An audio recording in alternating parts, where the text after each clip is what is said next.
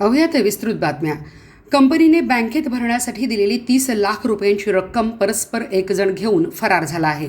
या प्रकरणी मोहम्मद हसन रफिक पिरजादे वर्ष 32 राहणार new railway police line station road Miraj याच्यावर विश्रामबाग पोलीस ठाण्यात गुन्हा दाखल करण्यात आला आहे. याबाबत पोलिसांनी दिलेली माहिती अशी की समृद्धी बिल्डिंग सिस्टीम प्रायव्हेट लिमिटेड कंपनीचे संचालक फिर्यादी सचिन शशिकांत मालू वय वर्ष 37 हे मूळचे जयसिंगपूर येथील रहिवासी असून सध्या धामणी रोड सांगली येथील आनंद चिंतामणी सोसायटीतील ओंकार बिल्डिंगमध्ये राहतात.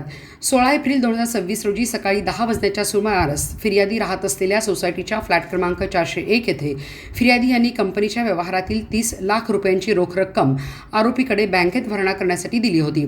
मात्र आरोपीने ही रक्कम बँकेत जमा न करता स्वतःच्या आर्थिक फायद्यासाठी ते घेऊन पळून गेला आहे. म्हणून या प्रकरणी आरोपी विरुद्ध भारतीय न्याय संहिता BNS कलम 316(4) अन्वये विश्रामबाग पोलीस ठाण्यात गुन्हा दाखल करण्यात आला असून पुढील तपास सुरू आहे.